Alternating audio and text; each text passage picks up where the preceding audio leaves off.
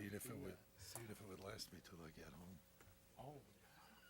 I don't know, you got 60 miles, dude. How far is it? 67. 67? There's gonna be some food though in the conference room tonight for the budget retreat, so I think I'll grab a Yeah, very good. handful of something to get home with. That's a good idea.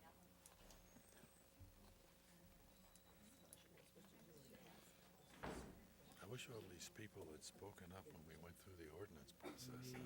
Me too. Because, you know, now that the ordinance adopted, it's a recognized use in a industrial zone with a special use permit.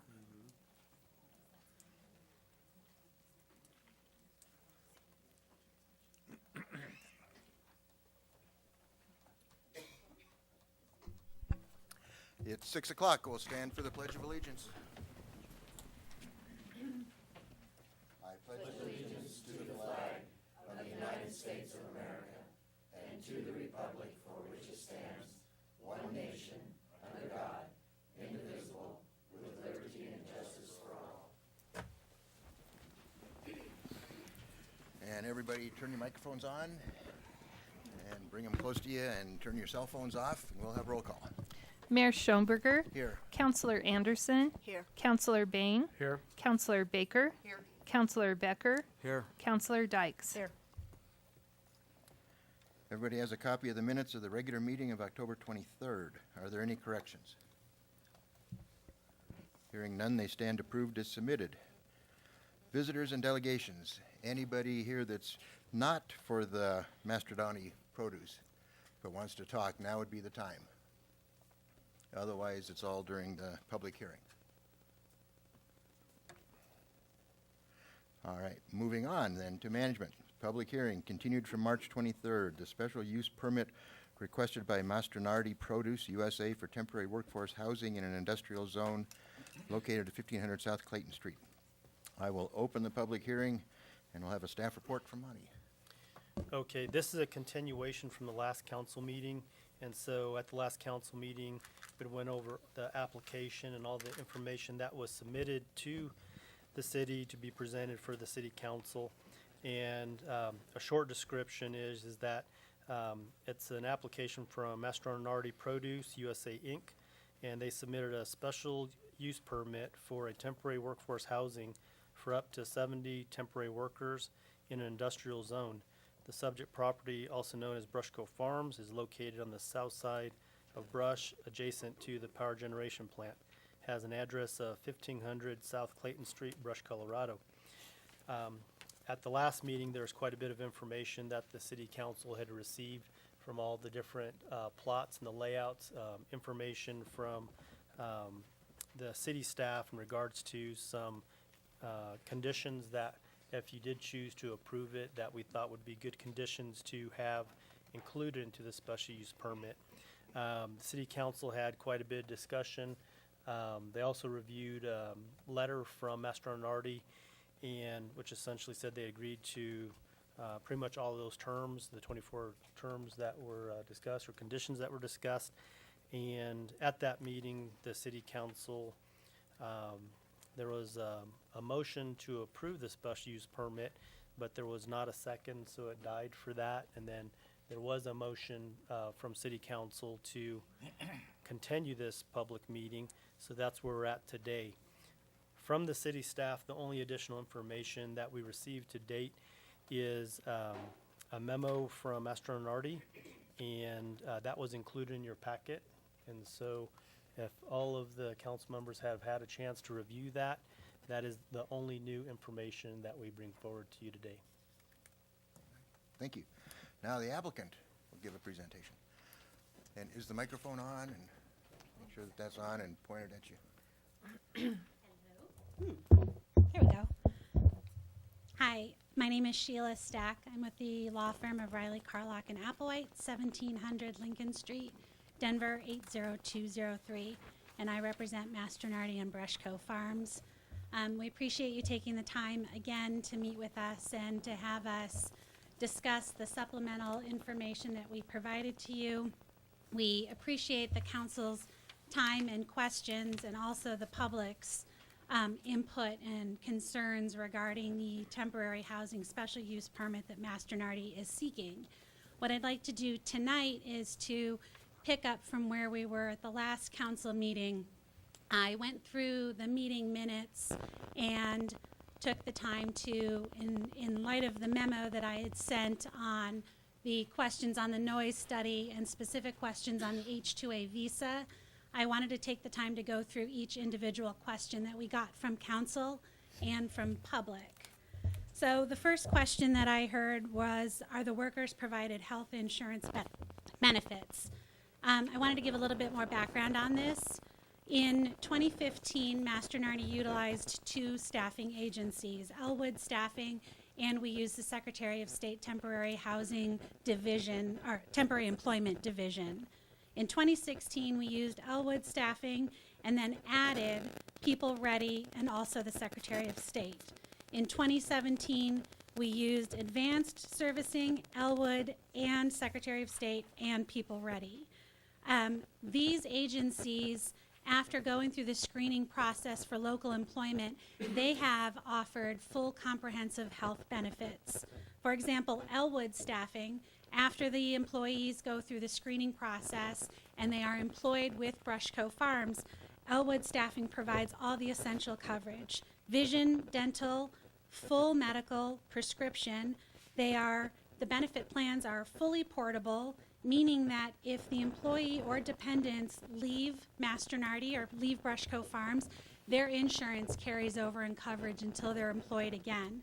The associates are also entitled to life and disability insurance and also have the opportunity for vacation pay on top of what Brushco Farms offers. Advanced Services also provides comprehensive benefit package, insurance, and paid time off. So in response to health insurance benefits, yes, the employees are provided with a very comprehensive benefit package. The next question is, where will the workers be coming from? H-2A petitions may only be approved for nationals of countries that the Secretary of Homeland Security has designated with concurrence with the Secretary of State as eligible for the H-2A program. The Department of Homeland Security each year publishes a list of H-2A eligible countries in the Federal Register. So Masternardi is confined to those that have been approved by Homeland Security and the Secretary of State. In the memo that I had provided, I have a list of the approved countries for 2017. It's a pretty substantial list, but again, this is in full consultation and approval with Homeland Security and the Secretary of State, and that list gets updated every year in the public register. So those workers that come in under the H-2A visa program would be in concurrence with this regulation. The next question was, can local residents live in the housing if they're employed? Under Section H-2A of the Immigration and Nationality Act, employers such as Masternardi must provide housing at no cost to H-2A workers and workers locally hired who are not reasonably able to return to their residences within the same day. So whether or not local residents can live in the housing, that is determined that they cannot reasonably get to their home. We provide them housing under that requirement. In addition to contracting certain former U.S. employees and coordinating recruiting activities through all the state workforce agencies, Masternardi is required to engage in positive recruitment of U.S. workers. The H-2A employers, such as Masternardi, must provide employment to any qualified, eligible U.S. worker who applies for a job opportunity at Brushco Farms. Workers and terms and conditions cannot be offered in less favorable positions than the H-2A worker themselves, meaning that if somebody in the local area walks in and asks to be employed in Brushco Farms, they will not be turned away because we are under this H-2A program.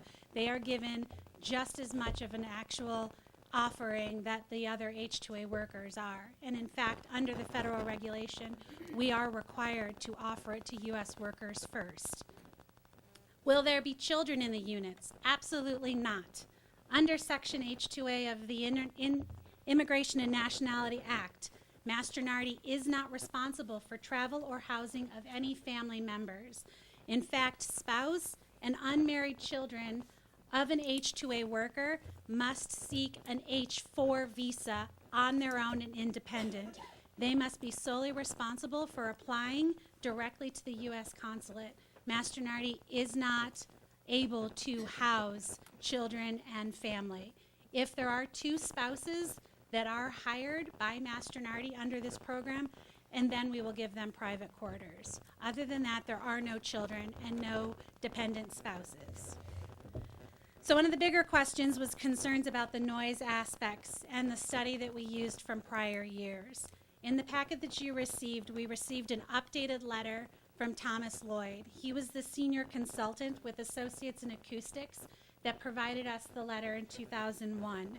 He has been a senior consultant for over 20 years, and I'd like to highlight some of the major findings from Mr. Lloyd's letter report. First, Mr. Lloyd clearly states that the 50.3 decibel noise level reading from the 2001 study meets the days and night residential limits. Second, Mr. Lloyd further states that the decibel reading was done with the continuous operations of all 5 generators running, which is a condition that does not occur during normal operations. According to Malcolm, and I've blanked on his name, I'm sorry, at the power plant, we understand that the generators do not run. In fact, on most times it only runs once a month. And Mr. Lloyd indicated that there is no practical discernible difference to the 0.3 decibel difference, and that the 2001 study did not take into account the silencer that was subsequently placed on one of the turbines. The next question was on landscaping. Absolutely yes. These units can be painted to blend with the surrounding aesthetics. The landscaping will be provided and upkeep will be maintained. This is Brushco Farms property.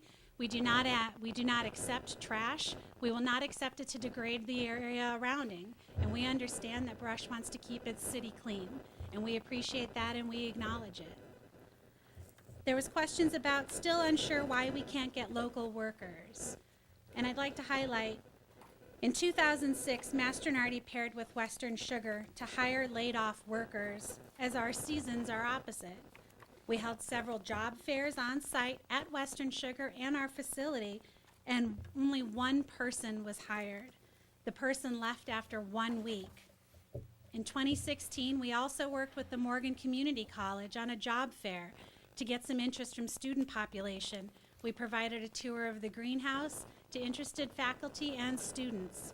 We maintain a local social media presence and always are hiring and offering hiring. In 2017, the agency sent 89 new people to work for Brushco. We've only been able to retain 21%. 60% of the workers left for various reasons. In fact, the majority of that 60% left and didn't come back after lunch, and then didn't show up on the second day of work. So on to what we heard from the public, which I really would like to take time, and I appreciated hearing it, and it took a lot of time in responding to this. We heard from Mr. Pennington that he wants the company to be aware of timeframes when a resident would need to be evicted. He also mentioned concerns about the wetlands in the area and feels that this will devalue his property. So Mastronardi is prohibited from hiring H-2A workers if we laid off U.S. workers within 60 days. We have to have locally hired employment as well. Employers may only reject eligible workers for lawful job-related reasons. So we will hire locally, and when we fire or somebody does not come back from employment or to the employment, we have a liability, we have a responsibility to notify the Department of Labor, and in the case of this H-2A worker, we have to notify the Department of Homeland Security no later than 48 hours after we realize that there's been termination necessary or someone has abandoned their position. So the traditional state eviction laws don't necessarily apply in this circumstance. It's actually heightened we have to notify Homeland Security, and we have to notify the federal and Colorado Department of Labor. Ms. Springer, and regarding the wetland area, we are very well aware of the high groundwater table, and as I had stated in the last city council meeting, we've raised the foundation for these units 3 feet and have put padding to make sure that there won't be seepage. And we also understand that there is concerns over the high groundwater table, and in fact, we moved these units from located near that stormwater detention pond and in the marshy areas. So we feel certain that we have taken care of any concerns over flooding of these units. Ms. Springer also asked why a trailer park wasn't considered, felt like these units didn't fit in brush, and also asked if the city's going to profit from any of this. We did consider a trailer park. We have considered hotels. Under the H-2A visa program, we must provide housing at no cost to the H-2A workers and the workers in local employment who are not reasonably able to return to their residence. If the employer elects to secure rental properties, we can do that. Brushco Farms has space to provide these housing units. We determined it was more economical and more safe for the workers to stay on site. We also determined that having the housing immediately on the property would guarantee that employees would return to work and to give them some sort of a community. The concern about trying to put them in hotels or finding mobile home areas, that really puts them more into the city, and you know, from what I've understood about the concerns of integration, we felt it was a better business decision to have them on site. We are required under federal regulations and under the city's code to provide secured housing that meets all of the safety standards. Mr. Harmed also spoke to the concerns of the noise from the power plant and stated that it wakes him up at night. Ms. Cox also mentioned that her windows rattle when the power plant begins. I'm not sure what more I can say beyond what Mr. Lloyd had stated in his study. I personally live near Centennial Airport. My windows rattle when the planes go by, but I love my neighborhood. I understood when I moved into the neighborhood that it was there. I'm not going to move. So, you know, I presume the noise is bearable. We also don't have any information that if the power plant is going off, is this while the employees are in the greenhouse? We have not heard from Mary Ann or Leo that there's any concerns with the power plant operating while they're in the greenhouse. If it does occur while the employees are in their homes, we can shut the windows. If it becomes a larger concern, then obviously with consultation with the city, we will rectify the situation. If it becomes that the noise is so unbearable, then Mastronardi is under obligations to make it an enjoyable living situation. But again, from what we've heard from the power plant, it happens maybe once a month. It happens maybe from 6 hours to 8 hours. Is that during the day when they're in the greenhouse? Is it while they're sleeping? We won't know until we get into this, but with the windows, the insulation, with neighbors obviously handling the rattling of windows, we feel that we have given enough consideration to this situation where noise is not a concern. Again, the city council took this temporary housing ordinance under 3 different work sessions, and the noise was discussed at the work sessions, and we provided the information. The city council would not have changed the zoning code to allow temporary housing in this area without considering public health, safety, and well-being. And you did your job. You did think of that. And I feel like we've added the precautions that we need to. There was another question about, again, what kind of facilities would be present for the children. As I said, no children will be on site. Ms. Vondi said that she's opposed to the worker housings and thinks that maybe we're not paying higher wages and health insurance. I'd like to say that Mastronardi has actually increased wages by almost 40% in the last 3 years. Full benefits are provided through these staffing agencies. I'd also like to say if Brushco utilizes this H-2A program, it must pay the H-2A workers, included those that are locally hired, the highest of what they call the adverse effect wage or the prevailing wage. So it's either the standard rate or this adverse rate. In 2017, the adverse rate was over $11. That's higher than minimum wage. So in fact, this program would cause a higher wage rate than just the standard employee minimum wage. There was another question from Mr. Brenning about what would happen if the tomato plant closed. The city ordinance amending the zoning code to allow for temporary housing requires Mastronardi to provide a written plan and agreement on the removal of the housing units and how this area will be restored. We've started those discussions and have worked with the unit manufacturers on dismantling the units, and per the ordinance, we will have a written plan that will need to be approved by the city.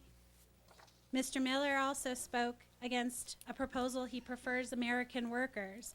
He commented that it's difficult for neighbors and community members to integrate foreign workers. I've again talked about our local efforts to maintain locally hired workers. As for the integration, I looked into an organization called One Morgan County, and it actually is a remarkable organization that started in 2005 to specifically address the longstanding disconnect between a community that's been established by local residents and then the immigrant population. This disconnect, and this is straight from their who they are and what they do, this disconnect is largely part due to the lack of cultural understanding and distinct differences in languages, cultures, and religious beliefs. Following months after study, planning, and collaboration with diverse community stakeholders, One Morgan County has received financial support to support immigrant and refugee families. Among other things, One Morgan County has developed an approach to immigrant integration based on building trust, shared values, and common experiences to bridge cultural, religious, and language and social differences. Interestingly enough, the story of Morgan County's demographics is rooted in a strong agricultural business sector, starting in the late 1890s. We've been drawing immigrant workers and laborers since then. Historically, they've not required English language proficiency. There's a strong Hispanic presence in this city. That's never been an issue to have integration. In 2005, the city of Fort Morgan became the secondary migration area for resettlement of Somalian workers. By the end of 2013, over 1,000 Somalian refugees had resettled in Fort Morgan. What One Morgan County has done over the past several years has increasingly diversified the population. What they do is they developed citizen pathway resources and have had citizen classes for these immigrants to help with integration. They've started Wayfinders Endeavors. They do first-generation academic mentoring. They teach conversational language, and they provide individualized assistance for those immigrants that are struggling to integrate. They also forged cultural connections. They have cultural dialogue and bridging building opportunities.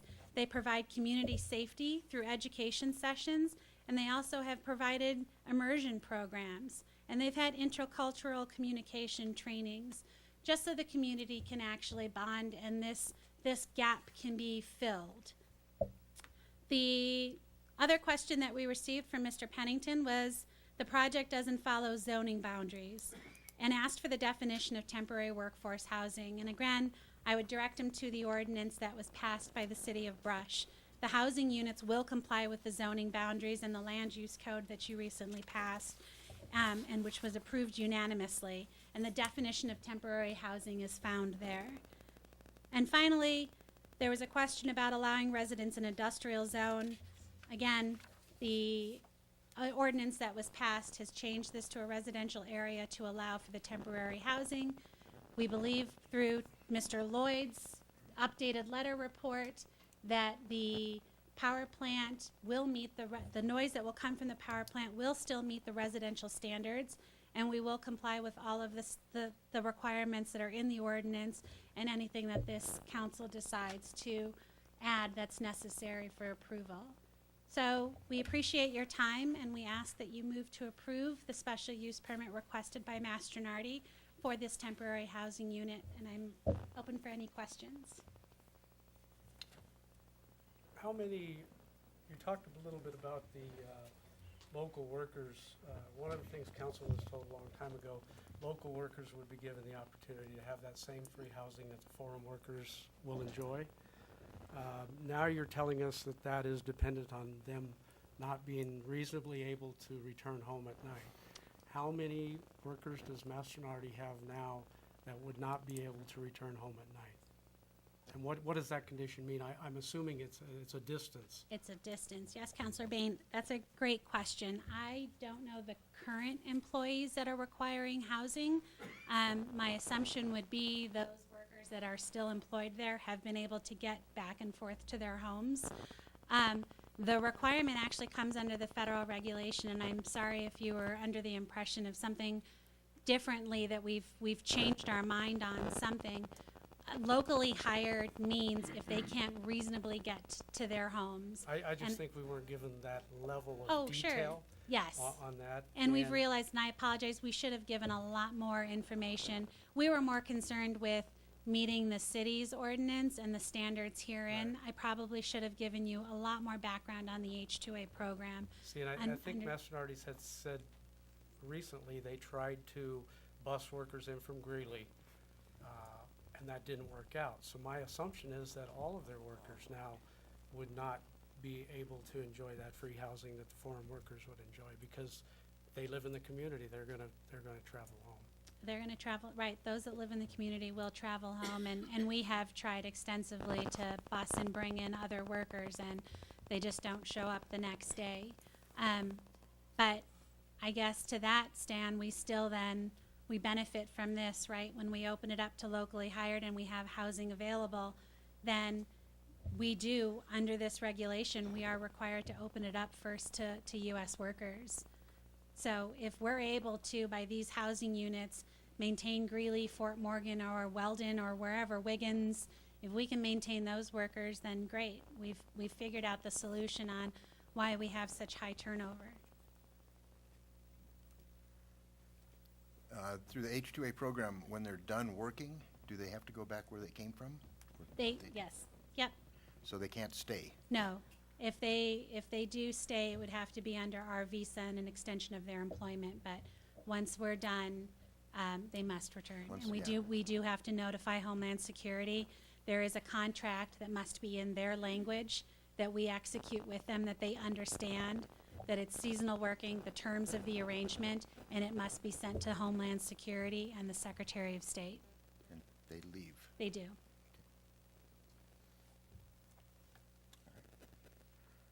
If there's nothing further, we'll open it up for public comment. Thank you. So public testimony or comments. When you come to the microphone, state your name, your address, and you've got 3 minutes, so be condensed. Chuck Miller, 26060 Morgan County Road S. Your Honor, just a point of clarification in Monty's report. There was not a motion to approve that died for a lack of second. There was a motion to vote by Councilor Quinlan that died for a lack of second. So point of clarification that you need to take into point. No, that motion was to approve. Yeah, she did make a motion to approve. That Well- motion was to approve. You might go back and watch your video. Okay, thank you. I don't want to waste my time on that. I come to you tonight as a vested Brush citizen, a lifelong citizen. As you know, it's getting very difficult to sort through all the things that are going on, not only in our community, but around our state and our country. We try to rely on our elected officials and staff to represent us to the best of our abilities and their abilities, but that's getting more difficult.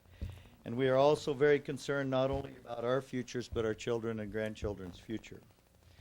This temporary housing project has become a concern of mine for the simple fact that it appears I'm not the only one concerned, and is it really a fit for Brush? This is a special use permit that is in a zoning that does not allow housing. I have a real concern about how it was put together by staff and how it was presented by staff. In visiting with the community, there was 6 things that came to the top of the list pretty fast. One of them, reduction of property values in the area, which results in loss of tax dollars to our county, and I don't believe it increases the revenue to our city. The concern of adequate law enforcement on the south side of the railroad tracks, and does this create complications for judicial lines? Temporary housing. I would hope that each and every one of you council members has researched your ordinance and does this fit. Standards of living. The differences create a level of our vested residents and their families, as she addressed. It appears that it's been proven that foot traffic with foreign workers becomes more and more. Do we have an infrastructure problem out there for foot traffic? Does it create a hazard to traffic that goes by? We don't have the proper infrastructure for foot traffic. And the final thing is, if you would approve this, does this set any kind of precedence for our community? I believe the city has a piece of property in that area that they call the colony at this time, that maybe we ought to look at before we move forward with a project like this. Thank you.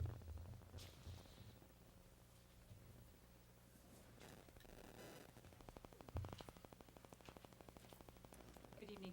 My name is Janet Bondi. I live at 16344 County Road 28. I just live right across from where you want to build this, and I just want to say that I've been a lifelong person in here in Brush, and I've raised all my family, and my parents lived here, and I'm not for this, but my deal is on communication and transparency. Communication, the important or exchanging of information or news.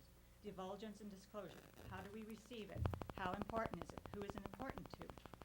The City of Brush has a legal responsibility to disclose how it imparts information on upcoming council meetings and public hearings. One is to post the agenda of the upcoming council meeting at City Hall. Public hearings are supposed to be legally posted in the newspaper and posted on site. A public hearing is primarily intended to obtain public testimony or comment before significant decisions are made and local government desires public input on a sensitive or controversial policy issue. Yes, we can only assume all is done to inform the public within the legal responsibilities. Under the circumstances, that is not always enough, especially when it is a subject as important as the one we are faced with today. Is it the responsibility of the local government to provide more information through different sources? Is it the responsibility of the local newspaper or radio to provide the information in much in-depth communication, such as in front page headlines or local radio talk forums? We live in a different time as how do we receive our news. Social media, for example, along with constant reminders, not articles about important issues after the fact. It is hard to stand up before council and express your thoughts and your concerns about an issue, especially when you're just learning about it or are not completely prepared on how you want to get your point across. The last newsworthy article about temporary housing was in an article in the Brush Tribune dated May 24th, 2016, in which it discussed the Mastronati had approached the City of Brush in October 2015 seeking help in keeping their business afloat with the aid of a rezoning ordinance to allow residential housing in an area zoned for industrial. Everyone that we have approached and talked to were not aware of any of this. Why? Minimum communication and not keeping it out there as a constant reminder of its importance and impact. Thank you.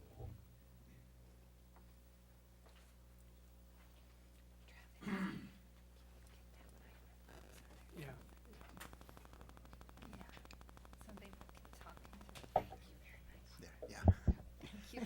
There you go. I can't help it Thank because you. I'm short. My name is Deanna Mose, and I live at 719 Ellsworth Street, and I'm here in Brush, and I've been here council several times. And I just want to read a little more on this, what they're doing.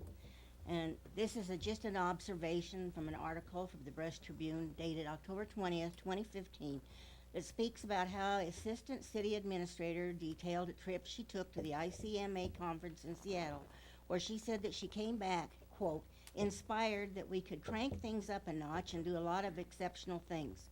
The issues we see in the city of Brush as far as how we keep our citizens informed and how we provide a great place to live are seen throughout the state and the country and even the world. During that 5-day affair, there were many sessions regarding strategic planning, economic development, social media, and on the topic of serving a diverse community. The article goes on to speak to what we have already had concerns about as the responsibility of communication to the public. Again, quote, how to include citizens in the government process, reaching citizens, potential residents, and businesses through forms of media from websites to local TV access channels, radio, and social media platform, end of quote. Those are all great aspirations and great inspiration for the one that comes home full of ideas that are made to make one's community more involved and informed. But it is not beneficial if all that information is not implemented and utilized as to what it was designed for. So what was the purpose of the conference if it did not bear fruit?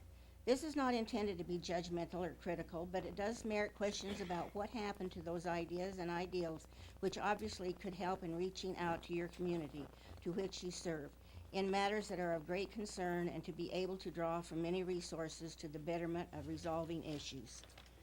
Those of us in the rural area are unable to vote for those who make up the city government, although the decisions you can make and do directly affect us. What you have done here has affected us in a way that you cannot possibly understand, and we feel helpless because you did the minimum that you had to do to inform anyone. No one came out to where we live to take the time to visit with the people, get down to grassroots, and even begin to discuss what was being proposed.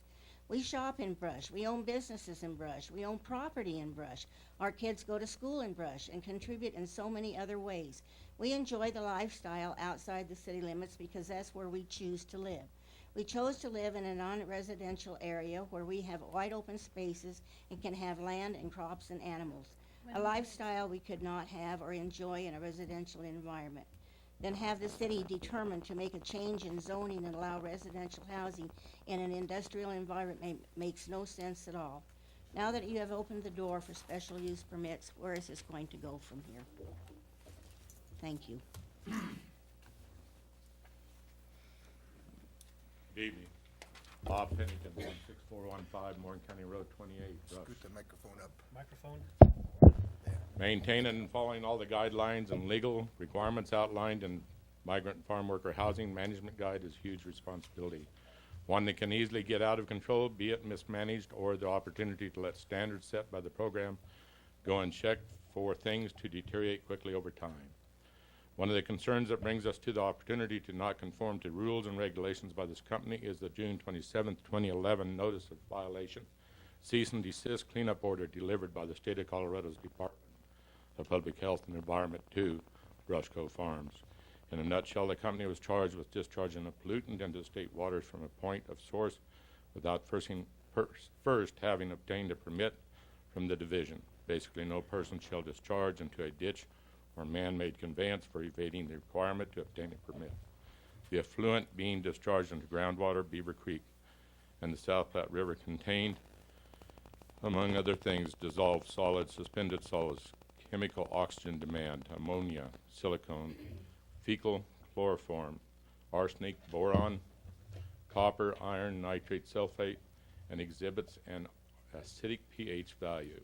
Brush Cove Farms was given a required corrective action to remedy the charge within a stated period and was advised of political, civil, and criminal penalties. Up to that time of the notice, could be assumed that this illegal discharge into the waters of the state could have been taken place over a period of up to 11 years. And I believe this is a responsibility for each one of us to dig up this type of information, good, bad, and the ugly. On February 19, 2015, just under 3 years ago, the Colorado Department of Public Health and Environment imposed a civil penalty against Brush Cove Farms in the amount of $180,000. An interesting note, under a program called Supplemental Environmental Projects, where a company or any entity that has incurred fines such as this one, for example, can choose to take up to 80% of that fine and agree to do an alternative environmental project for the community, Brush, Colorado, in which the fine was imposed. In this case, that would have been a significant chunk of change to the exact dollar of $144,000, and the remaining 20% to go to the state coffers. Brush Cove Farm chose not to invest that 80% into our community, which could have benefited our community. Wouldn't that have been nice to have? in so many ways in a variety of environmental projects and choose to pay the fine to the state instead. So that is thoughts in mind. One may want to think twice about what the company is proposing to do. Are they to be trusted? Are they a good neighbor? And I object to the temporary housing. Thank you.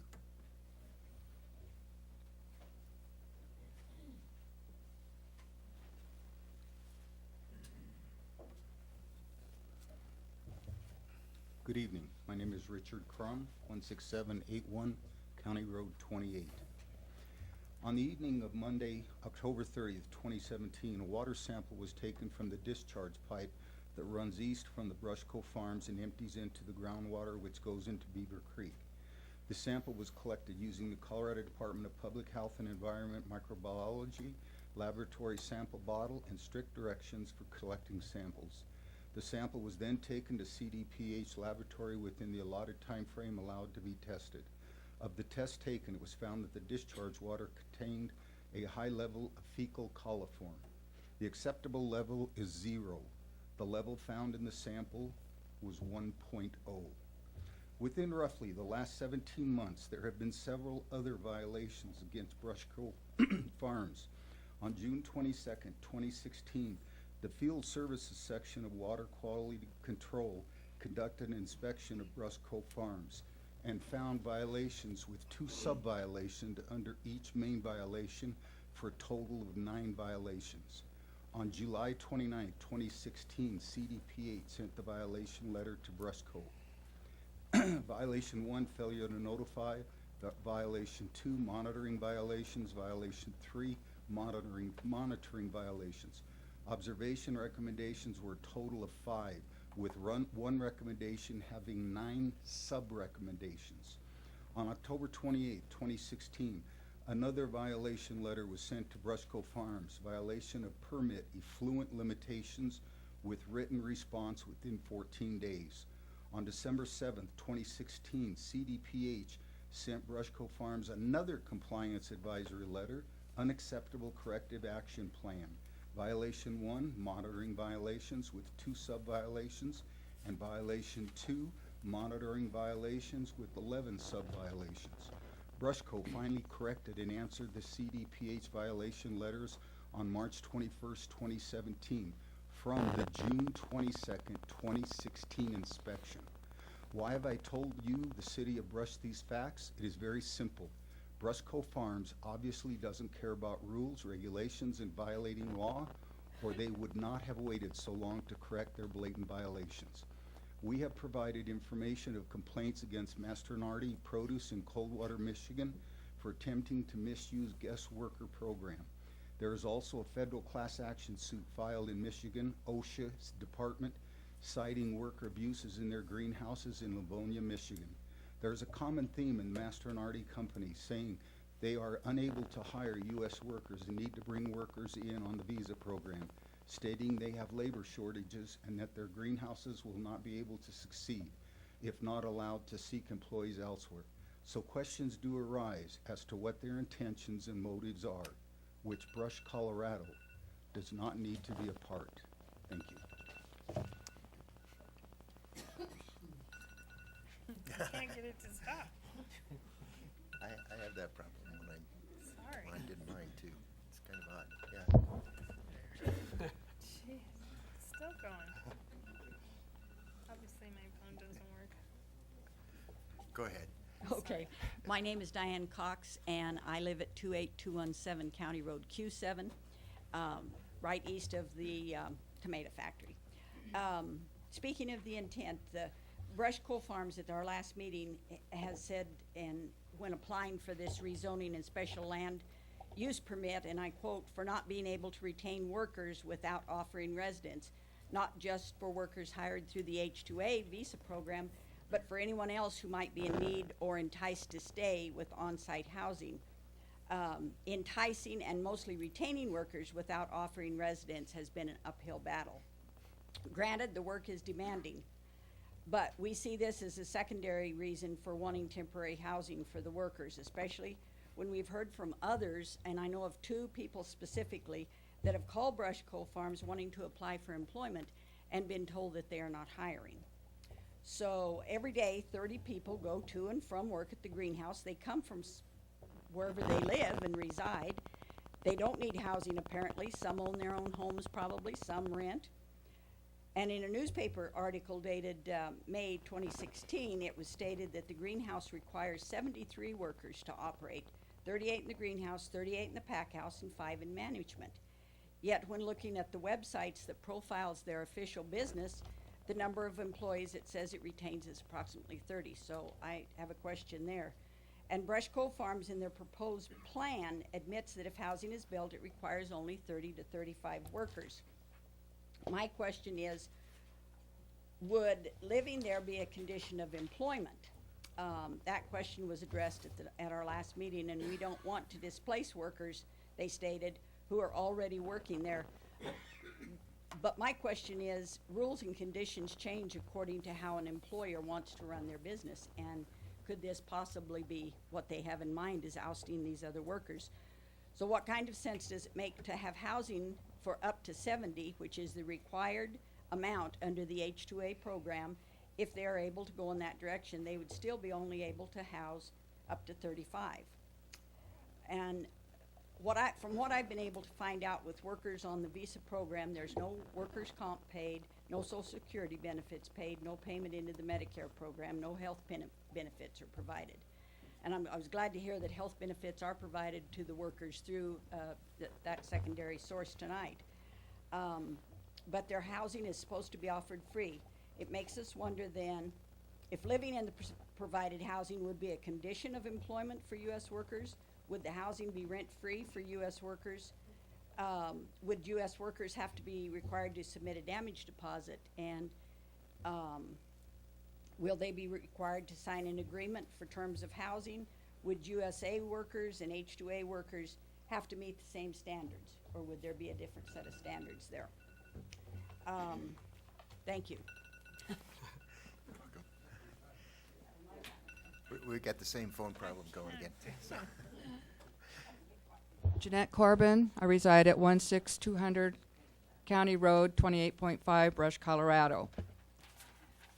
There are up to 20 residents for sale in the city of Brush. There are lots for sale, some of them already developed. And these available options all fall in the category for being zoned and used for residential housing. We have a building in town known as Central School that could be sold, improved, and used for temporary housing. No need for special permits, no need for an area to house people that would be grouped together as one, segregated outside our city and not integrated into our community, but isolated, in an area that is designed for industrial use only. Therefore, if Brushco Farms is still in need in housing, there are other options available out there that would be in fact more beneficial not only to the city, but for the workers and also for businesses that deal in real estate and plus other advantages. What the city receives from Brushco Farms in revenue is city property tax. Recent figures show that in 2016, the city received $11,874.16. In 2017, the city received $10,549.72. This is a matter of public record obtained through the county assessor's office. If, as Brushco Farms claims, that they are unable to retain workers for the lack of housing, and there may be a possibility that they could go under and have to pack up and leave our community, the city would still collect the property tax from the owners as long as they owned it. Granted, the 30 workers or so that are employed there now would lose their jobs. But going back to how many residents they are wanting to build, the question of condition of employment comes up once again, and maybe having to give up their own home to work there. We could see this as a tool for forcing U.S. workers not wanting to work there, and thus opening the door to having the company turn to the visa program for all their employees. Therefore, we have to question the motives behind all of this that is being proposed and sought for by Brushco Farms. Not having to contribute to the Social Security Fund, not having to pay into the Medicare program, not having to provide unemployment insurance, and even paying lower wages for the workers are strong motivations for getting workers here on the visa program, not to mention a project of this magnitude, possibly providing huge tax advantages and incentives. Thank you.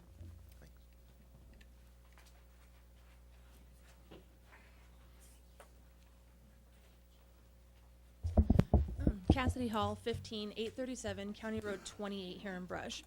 And going back over the council meeting, we find it interesting that there were even questions asked by city council members about how housing would look, among other inquiries such as aesthetics and etc. It would appear in considering making changes in the zoning to allow special land use permit that there would have been an in-depth study to all the requirements that need to be met.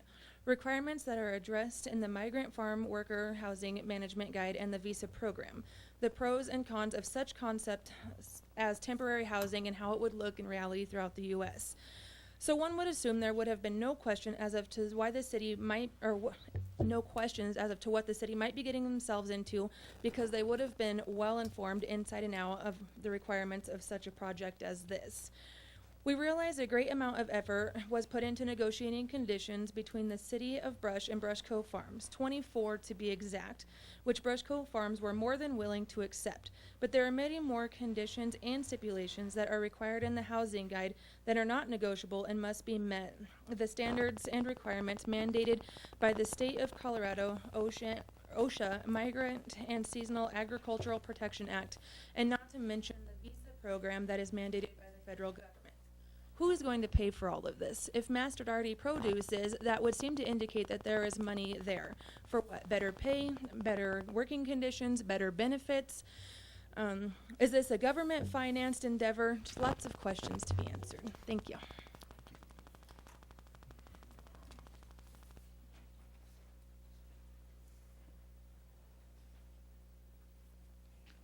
Hi, I'm Carrie Brenning. I live at 16782 County Road 28.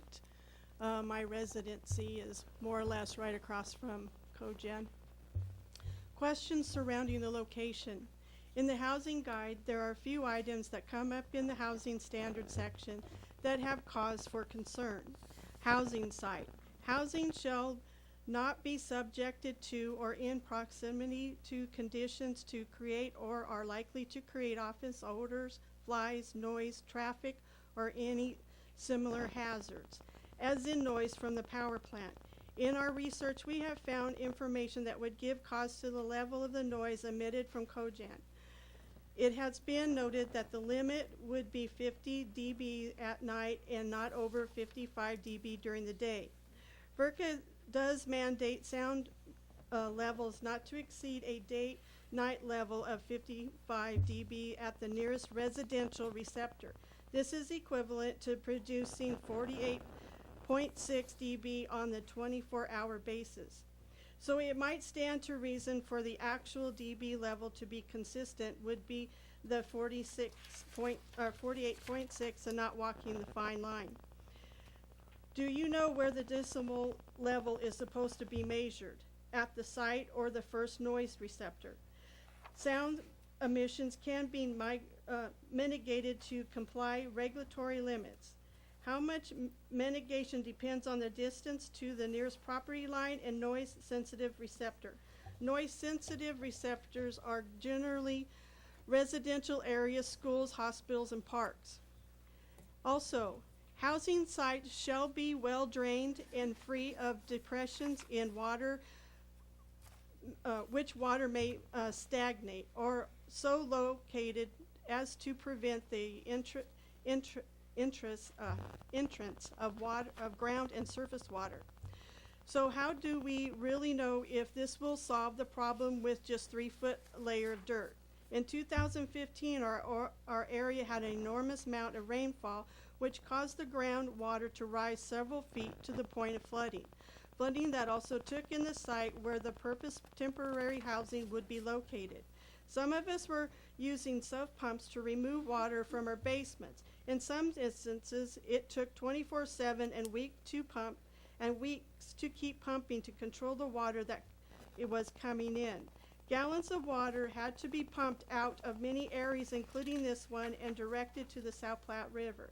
It took months to bring the water levels down. It was not like this will ever again happen. Groundwater levels can rise quickly due to due to how close they are to the surface and how much rainfall they are or there may be at any given time. Thank you. Thank you.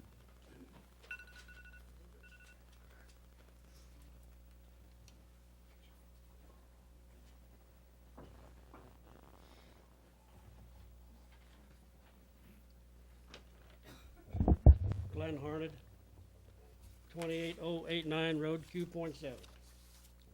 Housing. Substandard housing conditions are a common issue farm workers face. Not only do many workers live in crowded, unsanitary conditions, but they often lack basic utilities, live in isolated areas far away from important services like health clinics, grocery stores, public transportation. In many cases, must pay exorbitant rates for rent. There are different types of housing farm workers live in, varying widely based in geographic locations, immigration status. The most common types of farm workers housing are government housing. To qualify for affordable subsidized housing, farm workers must be documented. While it's impossible to accurately measure exactly how many farm workers are undocumented, estimates show that at least 6 out of 10 of our country's farm workers are undocumented. Grower-owned housing. By law, growers are required to provide housing for guest workers. For most workers not on the visa program living in grower-owned housing, rent is deducted from the farm worker's paycheck, along with any damages incurred. That may be covered within a tenant agreement. Privately rented housing. Farm workers in this case pay a private owner for rent. In the case of the latter housing options, grower and privately rented housing, either one can have a monopoly on the available housing, which allows them to overcharge. This is especially true in isolated rural areas, where other housing options simply don't exist, and thus workers have no alternative but to pay these rates. There has been a point of clarification from the state of Colorado, with whom we spoke to on the phone last week, about routine inspections in regard to temporary housing. The initial inspection is pre-occupancy inspection. After that, there are no routine inspections unless there is a written complaint received. OSHA has the authority to conduct housing inspection, but again, not on a regular basis, and again, only if there is a written complaint received. So with no regular inspections to worry about from the government agencies, there may be the tendency to not keep up with all the things that could go wrong with maintaining a housing development. Some of us know the headaches that come from just trying to maintain one rental unit, the expenses that come from just trying to keep your unit clean, free from intolerable conditions, fixing what needs to be fixed in a timely manner so someone can have a decent place to live. Thank you. Thank you.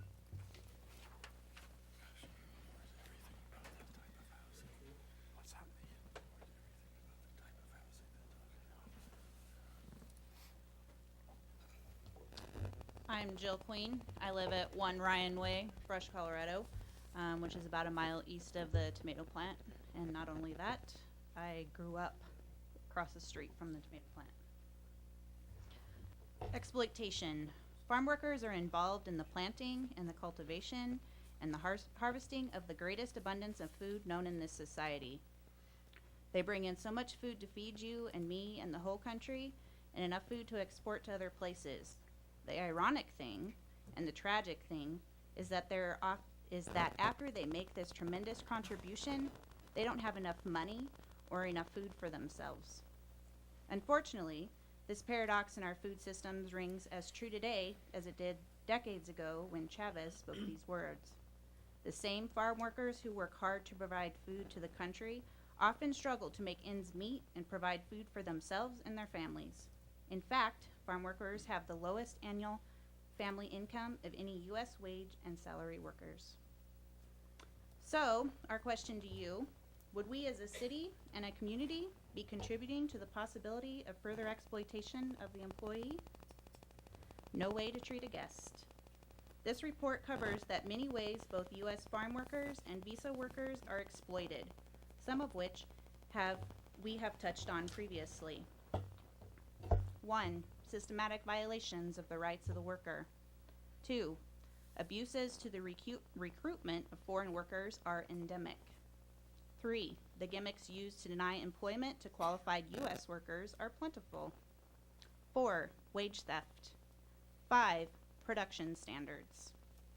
Just to name a few, this handout is full of injustices shown to both the U.S. farmer worker and the guest. Also included as a handout is a document on Farm Worker Justice Statement on the House Judiciary Committee passage of the Agricultural Guest Worker Act, which speaks to legislative proposals to change or rewrite the Agricultural Guest Worker Act that is now in place to allow for further exploitation of our farm workers.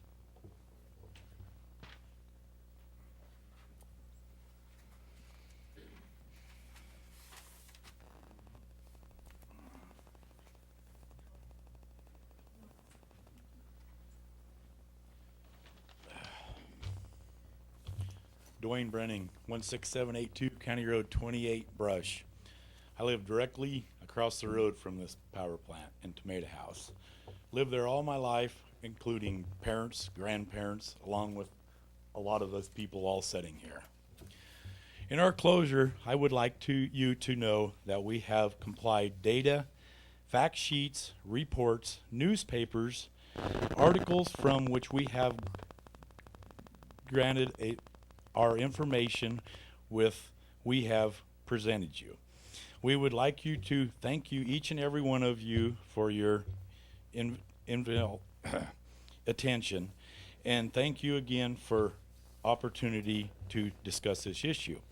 We would hope that each and every council member would respect not only the people that have elected you, but also the people that live in the county who call Brush their home. And hope all council members vote no on this project. Thank you. Wendy Booth, 3 Ryan Way. I live about a mile east of this. This is the first time I've heard of this, so the first meeting I've been to, so I'm totally unprepared. But I have a couple questions. Why can they not keep employment? Why can they not keep the American employment? My husband runs a business of 100 people a day. He has to adjust wages, he has to adjust hours, he has to adjust things to keep his 100 people there every day, year round. Why are we not doing that? Also, how far do you have to drive to maintain housing?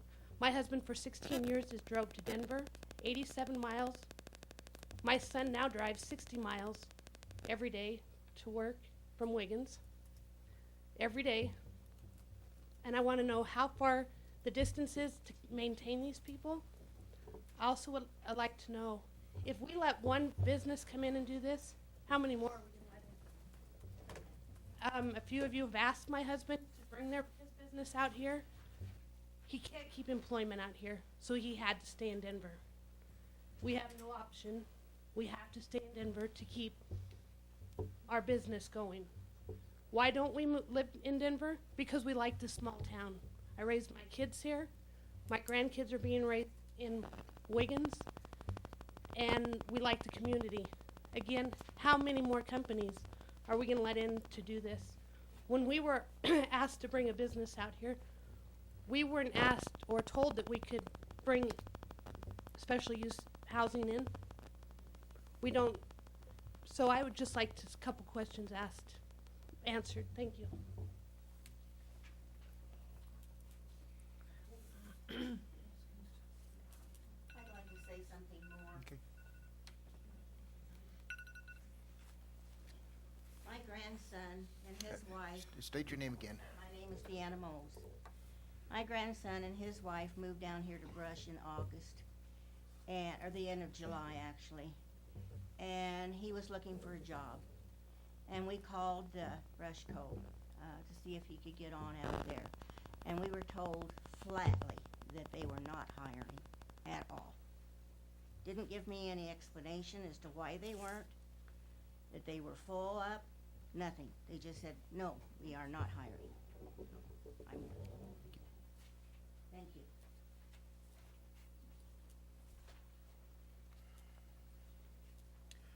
Anybody else? Any final council questions? We'll close the public hearing. I have one, Chuck. Okay. Who paid for the study? Yeah, who paid for the letter about the noise study? We hired and retained the noise consultant. Okay. And can you, tell me why? Sorry, Sheila Stack. I'm just wondering if there were available sound studies from the health department, from the state health department. Do you know? There were not. We are not aware of any, and we did look into what it would take for the noise study and consulted with Mr. Lloyd. And did you choose a second opinion, or did you just choose Mr. Lloyd's opinion? We've stayed with him since he did the original study and contacted him about the silencer and the additional questions that we fielded from the October council meeting. Okay. Can I make a statement, Chuck? Pardon? Can I go ahead and finish my line of? Yeah. This is a prevalent study, and I would throw it out because it's 16 years old. There was not a longitudinal study going forward, and I saw the reasons, but in the final analysis, it's not okay to use a 16-year-old study to make policy at this point in time. It goes towards accuracy and precision, and it goes towards ruling in a positive that's true and out a true false. When you don't have accuracy or precision, then what you might get in one study, one lone study, and I'm not talking about a margin of error, because that's a different statistic. I'm talking about a false positive or a false negative.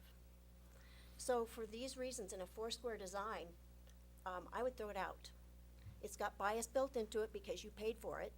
You didn't ask for a second study. No longitudinal study was done. And to go back into a historical study that's 16 years old is not going to be reliable. Sure. Thanks, Councilor Anderson. Could I have a question too about the studies that were done? When we talked about this last year, I know council was very concerned about the noise level at the plant. Mastronardi consistently maintained that it was too difficult to do a study because of the schedule that the plant operates on. But you said tonight that, you stated tonight that the plant runs about once a month. So in the last year, I'm really concerned about why you didn't make the effort to get another study done. All right. Adam Crane, 25,000 Delmont Drive, Novi, Michigan. I'm a director with Mastronardi Produce. I'm sorry, I've got a little bit of a chest cough, so if it takes me a minute, I'm sorry. But I'll take yours and then address yours, please. So we did contact Malcolm over at the power plant. So if you're familiar with Malcolm, Right, I know you outstanding did. guy, right? Yeah. So Malcolm provided us over the last, like, a rolling 4 quarters review of run times. So over that period of time, there were only 5 instances that all 5 generators ran at the same time. And I'm talking at any period of time. So it was like minute time differences, okay? Like we're talking hours here. They're unpredictable times, and that's the key. Malcolm cannot tell me I can run all 5 generators at this point in time. I understand. And let me give you a little bit of background, please, and I'll take yours as well. And I know you're upset, so please bear with me here, okay? I'm not upset. So, No. sorry. So, Just listening. I would like to clarify one thing. So when we talk about the cogen and we talk about the power plant, there's really 2 ownership stakes here, and then there's 2 operator stakes.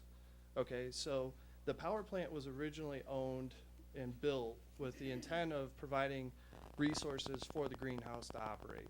Since then, we've severed those connection points because there was really no runtime on the power plant to draw heat off of it.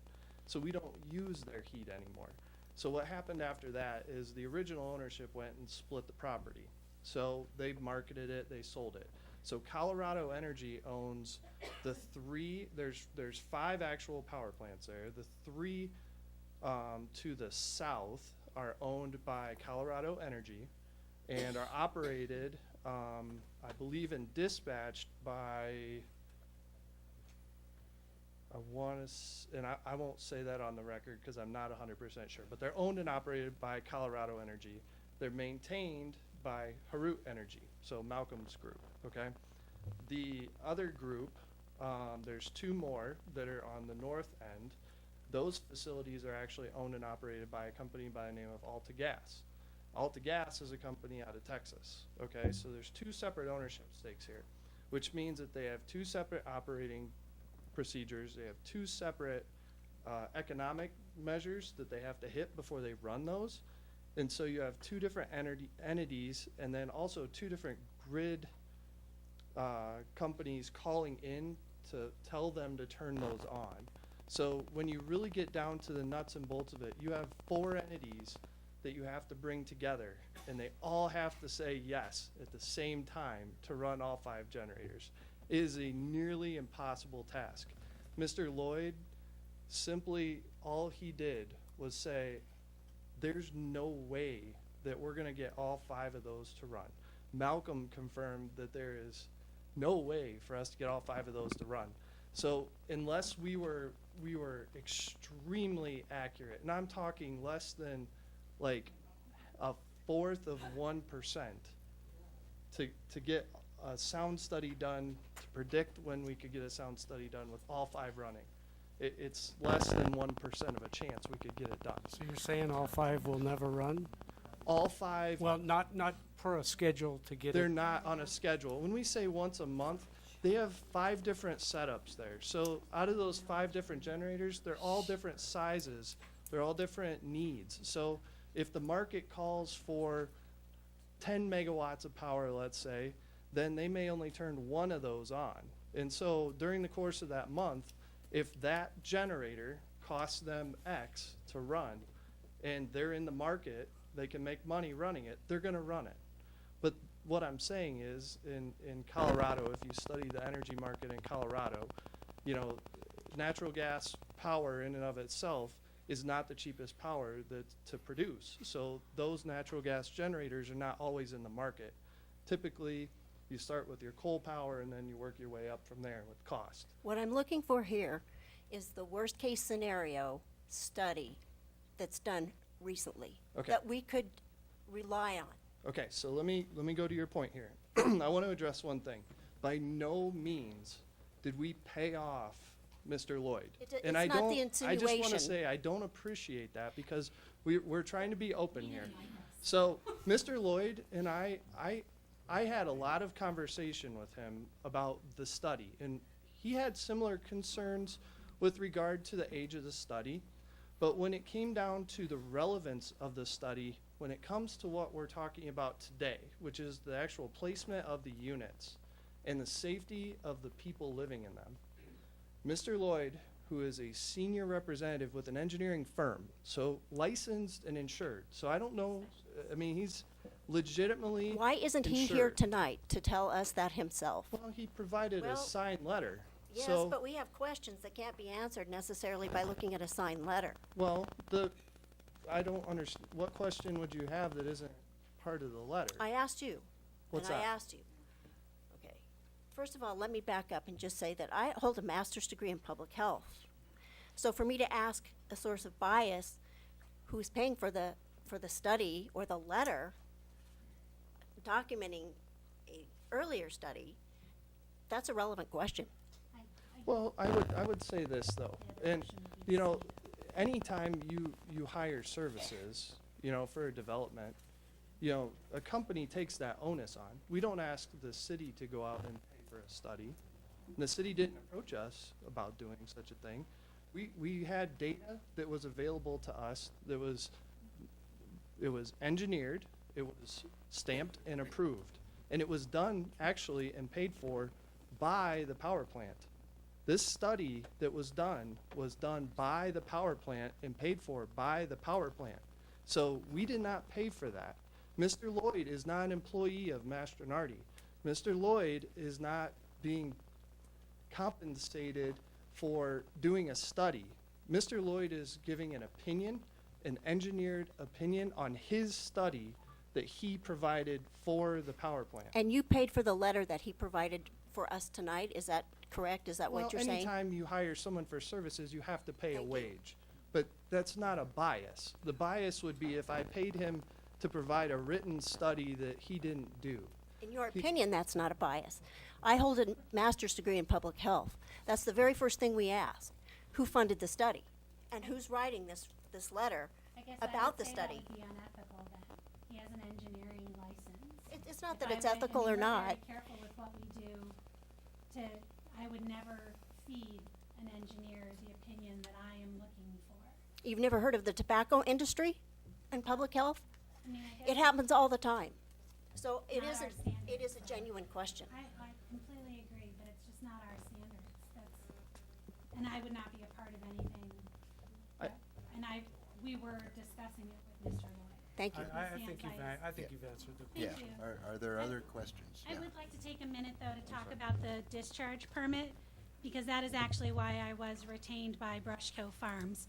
Brushco, when Mastronardi purchased the greenhouse, they did it sight unseen. They did it as is. And as a company that was not aware of Colorado environmental regulations, they didn't understand the discharge permit. So when they got the cease and desist order, they immediately contacted me. Well, and we spent years working with the state and working with the EPA to come into compliance. And regarding that the SEP, we actually did propose that. There are stringent terms and conditions on the SEP. We had offered to help with the city park. We had offered with maintaining a wetland in Morgan County. We had offered to help with the bike program. All of those were rejected by the city, or by the state, I'm sorry. They did not fit with their SEP program. And I'd be happy to provide that documentation, but we had several meetings where that was actually our preferred alternative. We wanted the money not to go towards the civil penalty, but we preferred it to go to the city of Brush. And in fact, I believe that we had sent some options and kind of brainstormed some ideas in working with just getting into city compliance, what easements we needed to do, monitoring. So to frame it that we would rather put it into the state pot is not accurate. We actually did propose quite a few options which were rejected because the state just could not agree to those. And regarding those other notices, it was a learning curve. We did not realize that brushing the tomatoes into the drain would have high BOD and TSS. So this was all educating the workers. The amount of work that went to sealing every French drain, making sure that there was zero connections to the creek, making sure that this facility was completely tight, that nothing was going on, took years, and we have had 0 violations. And regarding that other high standard, we don't discharge to the creek, actually. Can we have quiet back there? Please, thank you. Yeah. We actually discharge to the city system from November to March. October 31st is the last date that we submit because there's low flow in Beaver Creek. We are not able to contribute our flow and are required to go through treatment through the city plant. And so we do that. Any compliance issues would go to me. And in fact, I just received notification that our discharge monitoring reports have all been in compliance. Our monitoring wells have been clean, and it's a facility that is in good standing. We just had our 5-year permit review. We went through inspection. We went through every part of that facility with the inspector, and we've passed. I'd like to say one thing. It doesn't sound reasonable to me at all.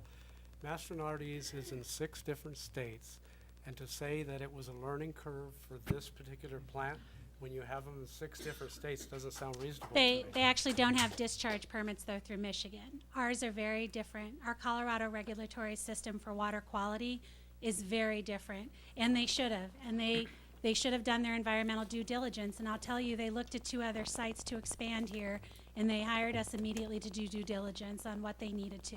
They learned.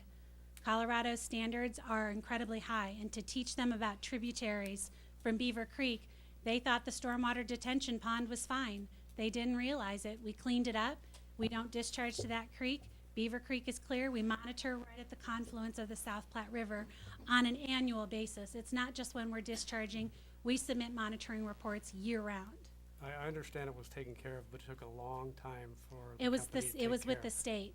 We went through significant discussions with getting the permit approved and then making sure that we have all the easements, all the conveyances, all the monitoring.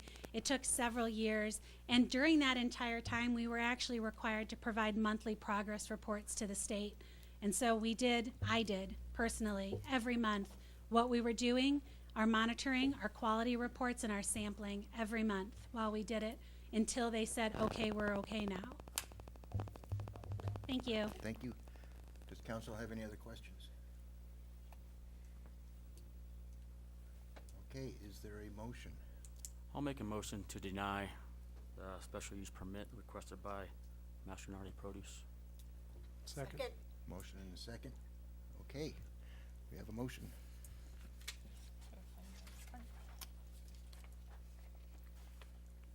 Counselor Baker? No. Counselor Becker? Yes. Counselor Dykes? Yes. Mayor Schomburger? No. Counselor Anderson? Yes. Counselor Bain? Yes. All right, Passes that 4 to passes. 2 Okay, to deny it. so it is denied. Yep. All right. So that closes that. Everybody's welcome to leave if you want. You're welcome to stay if you want.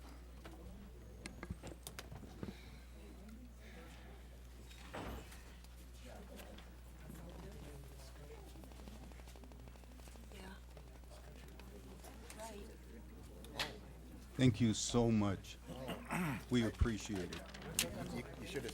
You should have, but Yeah, we're okay. yeah, you're correct.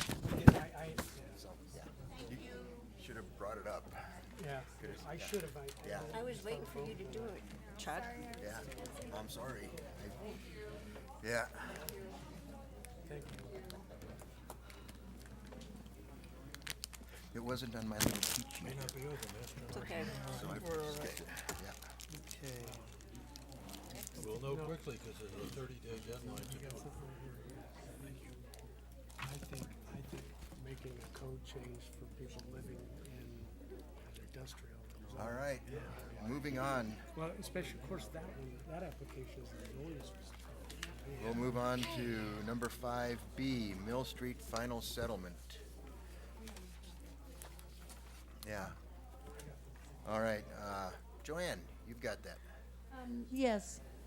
As you all are aware, the Mill Street project has been completed. Can we have them kind of move outside? We have to leave it open. Yeah. I'll go. Leave the door open, but just tell them to Move on down the move hall. outside. Yep.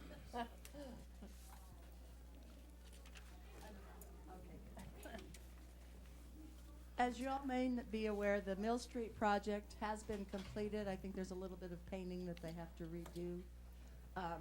But other than that, we have put final settlement in the payment for 2 weeks on this project. We did not receive anything back from anybody saying that they wanted to assess a lien on it or that they had not been paid. And so at this time, we are asking that the council approve the final settlement payment to McAtee for this project. All right. Is there a motion? I'll make a motion that we approve the final settlement for Mill Street from McAtee. Second? Second. Discussion? And roll call vote. Mayor Schomburger? Yes. Counselor Anderson? Yes. Counselor Bain? Yes. Counselor Baker? Yes. Counselor Becker? Yes. Counselor Dykes? Yes. Number C, support letter for Harrod Powers Management. Okay, I'll give a quick staff report on this. In your packet is a draft letter for a support letter for Hero Power Management LLC. And this is similar to a letter that was signed years ago, and this is the actual power block that we're talking about at the greenhouses. Years ago, we did a support letter so that they could apply for a grant program to help upgrade their facility. And they were successful back then. And so through the Public Service, the PUC, Public Utilities Commission, and through Excel, they have another program out there that they can apply for grant funding, and they're looking to upgrade their facility. And so I brought that letter so that council can approve that. Is there a motion?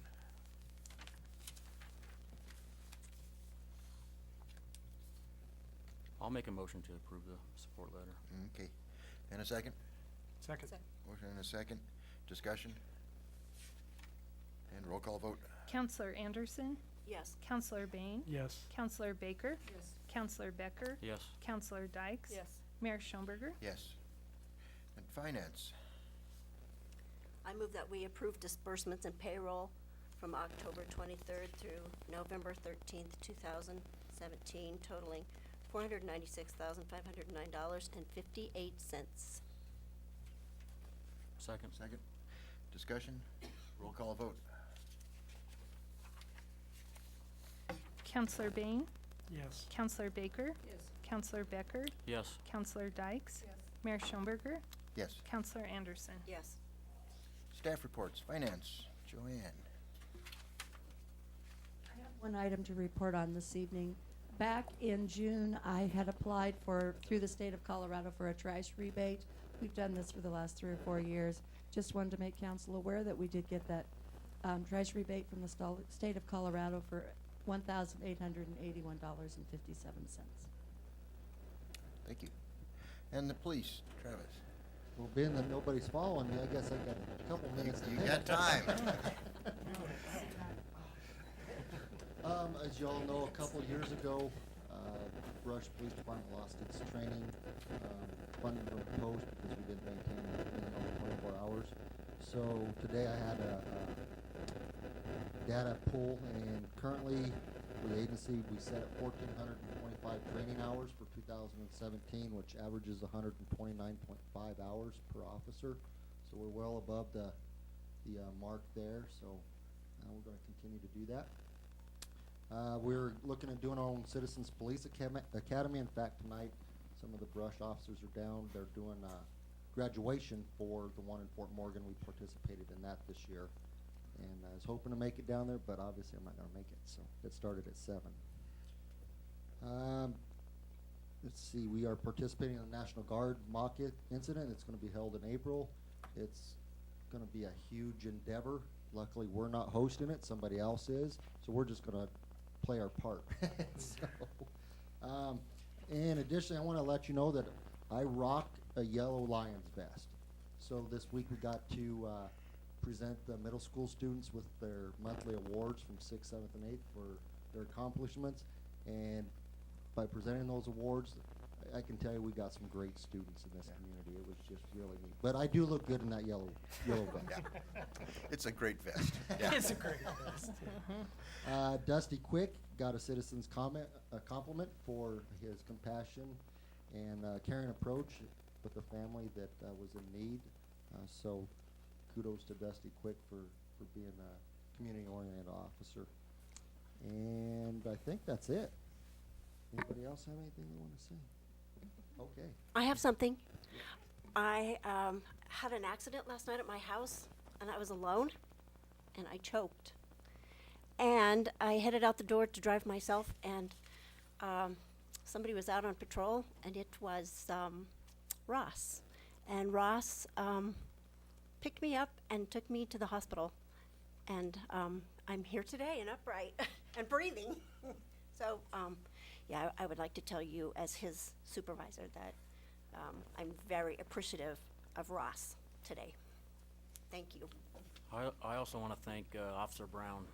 When he comes into the middle school, he's positive. He talks to the students, talks to the staff, answers questions, comes into the classrooms, just a very positive influence for our school. I really appreciate him stopping in. Yep, thank you. Thanks. City Clerk, Andrea. Okay. On your calendar of, it's been a long day. Calendar of events, this Friday at 2 o'clock, Loves is hosting a tour for council and management staff. And the 20th, the Planning Commission will meet at 5:30 on the cargo containers. And that's about it for the month of November. Thanks. City Administrator. All right, a few items. First is part of our beautifying brush campaign. City Council had asked for us to start looking at more of the dilapidated structures around town and having those cleaned up or fixed, whether there's falling down or they're a safety hazard. So we've been slowly identifying those, and we did have 2 letters that went out from the city, I guess more or less ordering the property owners to clean up their property. And one's taking care of it as the downtown property, so bricks were falling off the top onto the sidewalk, and so they did clean that up. Another property that the wall is falling off of the side of the building, the back of the building, we got that one returned to us, so we're still going through the process to identify how to get that to the individual. And we also on Colorado Avenue, one step that we do prior to sending them this notice, we do try and do a personal contact, either code enforcement or I. And one individual on Colorado Avenue, I can't remember the block, it's like 500. It's 400 block. There's a white house that the side is falling off. And so we got a letter this last week from the property owner that their plan is to demolish that in the December time frame, and then they'll work at building a new duplex on the property. And so that one's working out well, as far as I can tell. And then we also have one more on Edison Street now, getting with the city attorney to draft an order letter to have them knock down a shed that's falling down in the alleyway. Other things is, I had the pictures with me tonight. I'm not sure where they went to, but I had pictures of the old vet building out at the feedlot. You might remember that was one of the buildings on the feedlot when we purchased it a few years ago.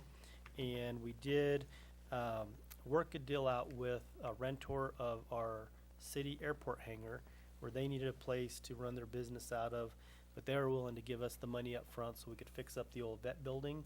And you might remember the museum, the volunteers for the museum came in, they said we need room to store stuff because they just have too much, many items to put in their museum. And so we're taking a third of that building. It's totally remodeled now, looks great. I'll bring the pictures next time. But they have 1/3 of the building, and so they already have their old Model T and their old tractor in there already. And they're starting to bring in more items. And Dwight and Del Crespin from the Parks Department, they're going to actually help them build some shelves in there so they can store stuff off the ground. Because there's probably some ice out there. But so that's looking really good. The other 2/3 of it, parks and cemetery, they're going to store some of their equipment there. And then also that really large community tent that we have, that we bought a few years ago. I believe that one was a partnership with the chamber to help get a new tent so that we can have more community events or bigger community events. So we're able to kill 3 birds with 1 stone on that one. So that worked, actually 4 birds with 1 stone. So that worked out really well. And still we're having discussions with a solar company to put in potentially up to 2 community solar gardens. And I think Jenny, it might have been you that brought the idea, can we look at solar? And so ironically enough, we've got some interest now, and we're hoping we can make one of those deals work. That's all I have. Thank you. Mayor and council reports. I've got one update or information for you, and that's, I received a lot of complaints about Janine's Facebook posts over the election cycle here. I've been in communication with Tammy Tenoy at CIRSA, and CIRSA's evaluating those, and we'll get back together in the future and discuss those. So that's all the information I have on that now. And any other council reports? I'd like to get the recycling going at the middle school as soon as possible. As soon as we get those blue containers. Yeah, they're not in yet. Okay. They've been ordered, but we haven't received them yet. Sometimes they're Yeah. still those containers. Okay. I've been talking to the kids about it, so I'd like to get that going. Yeah, Thanks. it puts you on the list. Okay, thanks. Anything else? I went to the city-county meeting, and it was Dale and I. Nothing that we hadn't talked about before. We went around and talked about how things were going with each of our, it was Hill Rose, Fort Morgan, the county, and I was there. Fort Morgan city manager asked about what we were doing for long-term water, and I think I remember that there was, 40 years. We're looking at 40 years and possibility of co-oping with Fort Morgan. That's all I could remember, but I asked him to get in touch with you if he wanted to know anything about that, because I didn't have any specifics. I guess that was about it for the city-county meeting. We're meeting, I think next time is with Wiggins. Is there a motion to adjourn? Mr. Mayor, didn't we have a code of conduct that we can Yeah. review, or? Well, yeah, we're gonna get Okay. together on that later. Okay. After Sursa evaluates and has recommendations and stuff, so that will come up. You know, and in my own defense, I'm gonna Well, take a defense. But I imagine you will, but that'll come Yeah. later.